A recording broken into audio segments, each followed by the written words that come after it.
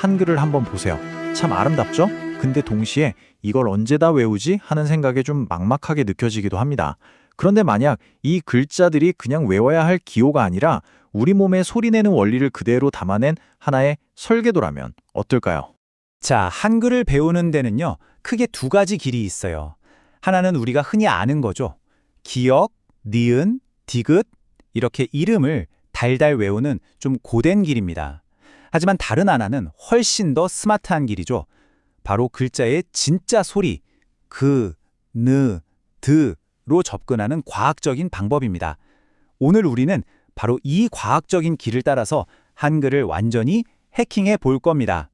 혹시 지금까지 한글은 그냥 뭐랄까 복잡한 그림처럼 무작정 외워야만 한다고 생각하셨나요? 바로 그 생각, 그 고정관념을 깨는 게 오늘 설명의 핵심입니다.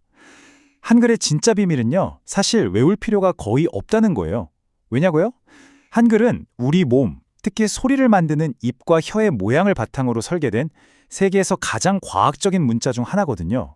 자, 그럼 첫 번째 핵심 원리부터 한번 파헤쳐보죠. 한글의 기본 자음들, 이거 절대로 아무렇게나 만든 기호가 아닙니다. 소리를 낼 때 우리 몸이 딱 보여주는 그 모양을 그대로 본뜬 거예요. 자, 지금 저랑 같이 한번 해볼까요? 그 하고 소리를 내보세요. 어떠세요? 혀의 뒷부분 있죠? 그 혀뿌리 쪽이 목구멍을 살짝 막는 그 느낌, 느껴지시죠? 바로 그 혀의 모양이 그입니다.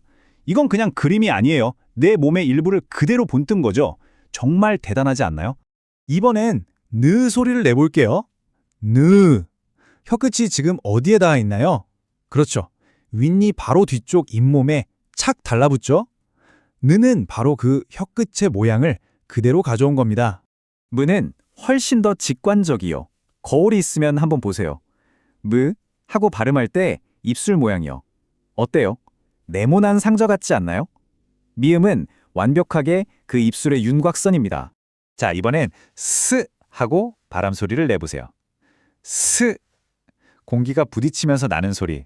그 뾰족한 치아의 모양이 느껴지시죠?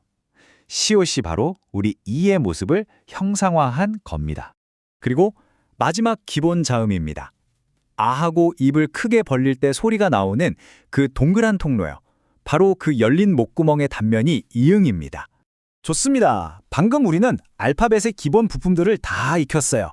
이제 이걸 조립해볼 시간입니다. 한글은 마치 레고 블록처럼 소리를 조립하는 아주 완벽한 시스템을 갖추고 있거든요. 공식은 놀라울 만큼 간단합니다. 자음 소리 블록 하나, 그리고 모음 소리 블록 하나, 이 둘을 딱 합치면 하나의 음절, 즉 한 글자가 뚝딱 완성돼요. 정말 수학 공식 같죠? 자, 이 공식대로 직접 한번 조립해보죠. 여기 자음 그 블럭이 있습니다. 여기에다가 모음 아 블럭을 더해요. 이제 이 두 소리를 합쳐서 아주 빨게 발음해보세요. 그아, 가. 어때요? 자연스럽게 가라는 한 글자가 만들어졌죠. 이게 바로 한글의 전부입니다. 암기가 아니라 조립이에요. 이 표를 한번 보세요. 이 시스템이 한눈에 보일 거예요. 니은하는 자음 블록 하나만 알고 있으면 어떤 모음 블록과도 바로바로 결합해서 나, 냐, 너, 녀 수십 개의 글자를 즉시 만들어낼 수 있는 겁니다. 이게 바로 시스템을 이해하는 힘이죠.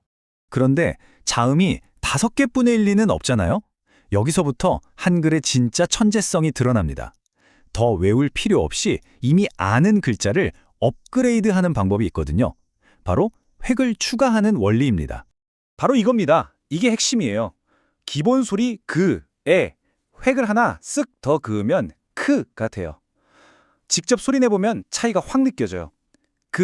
그리고 크 할 때 훨씬 더 강한 바람이 터져 나오죠. 이 추가된 획은 말하자면 공기를 더 세게 뱉어라는 시각적인 명령어인 셈입니다. 그리고 이 업그레이드 규칙은 정말 놀랍게도 예외 없이 적용됩니다. 디귿에 획을 더하면 트, 비읒은 프, 지읒은 츠가 됩니다. 그러니까 규칙 하나만 알면 4개의 글자를 그냥 덤으로 얻는 거예요. 정말 효율적이지 않나요? 자, 자음 업그레이드의 마지막 단계예요. 같은 글자를 나란히 2번 쓰면 공기는 거의 없이 목에 힘을 꽉 주어서 내는 된소리가 됩니다. 그가 끄가 되는 것처럼요. 이것도 아주 일관된 규칙입니다. 자, 이제 한글 읽기의 마지막 관문, 바로 받침입니다.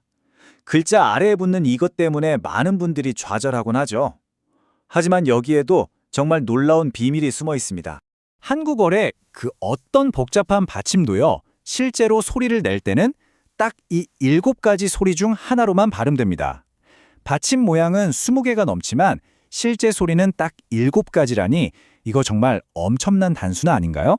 핵심은 바로 이 그룹핑 규칙이에요. 이 표를 보세요.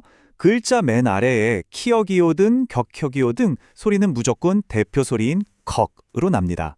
시옷, 쌍시옷, 즈, 츠, 트, 흐 이 6개는 뭐가 오든지 간에 전부 대표 소리로 통일돼요. 이 그룹 규칙만 이해하면 받침 읽기는 사실상 끝나는 겁니다. 실제 단어로 한번 확인해 볼까요? 부엌의 받침은 키역이고 밖의 받침은 기역이죠. 하지만 발음할 땐 둘 다 똑같이 부엌, 박처럼 기역 소리로 끝납니다. 글자 모양에 더 이상 속을 필요가 없는 거죠. 네, 오늘 우리가 함께 살펴본 것처럼 한글은 암기의 대상이 아니었어요. 소리가 나는 원리를 그대로 담아낸 이해를 위한 위대한 발명품이었습니다. 그리고 이제 여러분은 그 설계도를 완전히 이해하게 되신 겁니다. 한글이라는 아주 강력한 열쇠가 이제 여러분 손에 쥐어졌습니다. 이 열쇠로 가장 먼저 열어보고 싶은 세상은 과연 무엇인가요?